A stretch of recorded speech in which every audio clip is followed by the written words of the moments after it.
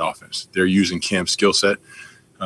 They're best utilizing Cam's skill set. They're committing to running the football, and then they're taking their shots down the field. So it's different, but you can tell they're doing a very good job coaching because they're using the pieces they have and trying to maximize their skill set. What do you think about Damian Harris now that he's leading them in rushing? I think he does a good job. He's got really good vision. He runs hard. He runs tough. He's not easy to bring down.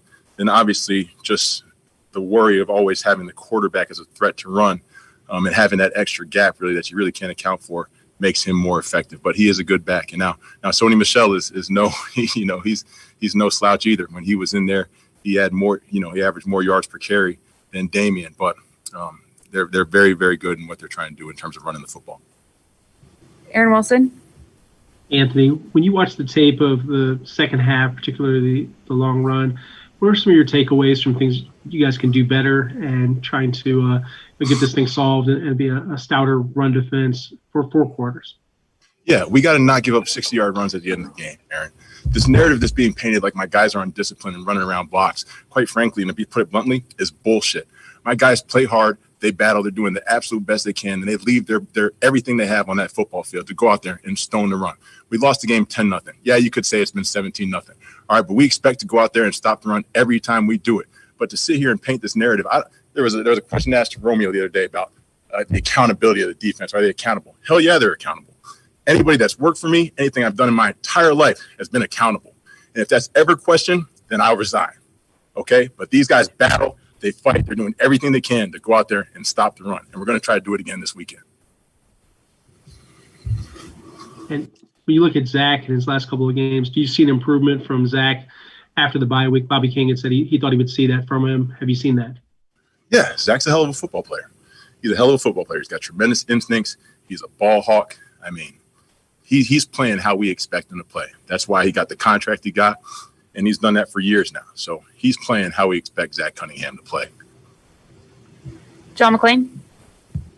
Anthony, what do you think about the way the Patriots have adjusted to become a run-oriented team now? And also, how hard is it when Cam gets down to about the 5-yard line, considering he's built like a tight end? Yeah, he's always falling forward and gaining yards. And like I said, I give their coaching staff credit for adjusting. But they're very similar to the game plan they used when they had Jacoby Brissett back there. When you go back and watch some of those games, just like you watch the game that we played against him in 2016, some of those same plays are showing up with what they're doing with Cam. So he's certainly an issue, particularly when you get down there in red zone. There's always an extra gap once the quarterback can run the ball. And that's something you usually have to break the structure of your defense or do something a little bit unusual to account for. Adam Wexler. Hey, Anthony, since Romeo's been in charge, he's talked a lot about guys, kind of like you talked about a minute ago, being disciplined, taking care of their own stuff, not trying to do too much or do other guys' jobs, just doing their own. And then, obviously, the results have been what they've been. What are the alternatives to going out there with the same group or not mixing it up? What do you see as some things that can be done differently? Yeah, Wex, our guys battle. They try very hard to do their jobs and execute their assignments. Are they perfect? Absolutely not. Am I perfect? Absolutely not. But it's not like we're out there swimming blocks trying to make plays. That's not what happened. Nobody cared when Jadeveon Clowney was here and swimming blocks and hitting TFLs, all right? But that's not what happened. Our guys are very, very prideful in what they're trying to do. Have we had the results we wanted? Absolutely not. Have we given up a lot of yards in the fourth quarter? Yes, all right? But it's not because of a lack of discipline. Our guys are hungry. They want to. They continue to compete every single day on that practice field for me. All right. And I'm certainly trying. I'm not trying. I hold them accountable and they want to do right. Okay. And we're doing everything we can to go out there and stop the run. When you look at that last play, the 59-yard run, did you see a bunch of guys that did the right thing and maybe just one play wasn't made? Their guy made a play? Yeah, they made a play. We missed the play. All right. And it wasn't because of a want to. All right, we had a player there in the hole. He's got to trigger and make the tackle, and then you wish the guys behind him could catch him. All right, we didn't. He made a good play. They made a good play. Hats off to him. Great job. All right, we wish we weren't in that situation. We wish we had a lead and we were there throwing the ball. That's not what happened. I'm not pointing the finger. I'm not doing any of that stuff. But they made a play in a 4-minute situation, and we didn't get the stop. It's that simple. Aaron Wilson. Anthony, when you look at Justin and his season, where he was a consistent tackler in the past, what do you think has changed at all this year? What do you think's kind of going on with Justin and his season? And he's expressed frustration himself with how things have gone for him this year. Yeah, and I'm sure some of that frustration contributes to that. Anytime you put added pressure on yourself and you're not just going out there and play loose, these things tend to happen. And he's a very meticulous and very cerebral player. So when he puts that added pressure on himself, sometimes maybe you don't play as loose as you need to, and you play a little bit tight.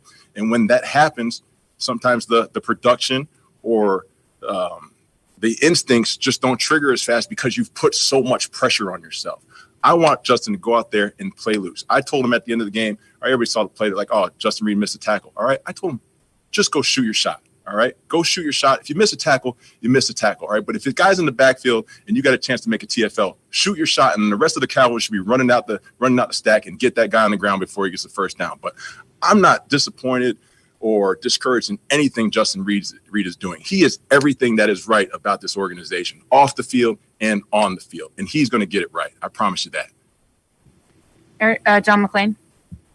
Anthony, y'all played great run defense in the first half, good in the third quarter. What were you doing for those 3 quarters that worked so well against a dynamic running team? I mean, John, we were doing the exact same thing we were doing in the fourth. You know, they score the touchdown there in the fourth quarter, the beginning of the fourth quarter. J.J. Watt setting the edge. The tight end pulls him down. So then the running back capture the edge. Well, how do I coach that? What do you want me to fix? You want me to send it to the NFL? You get an I'm sorry letter. All right, that's not going to do anything for me. That's not being undisciplined.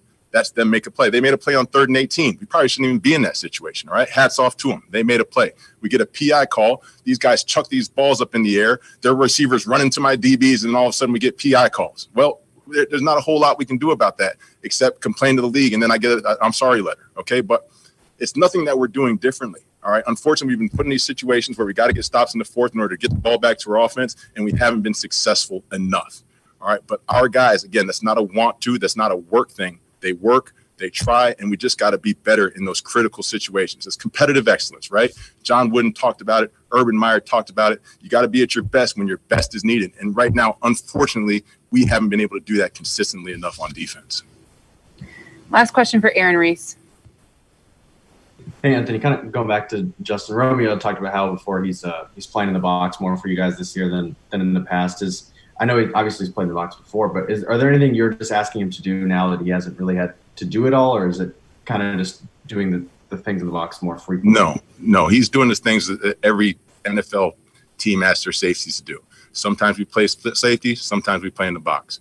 If they played man before, we played a ton of man here before, right? Where that guy, if he had the tight end, he was in the box. So we're not asking him to do anything different, all right? Football is a simple game. You play zone, you play single high zone, you say split two high zone. You play man, you play different versions of man.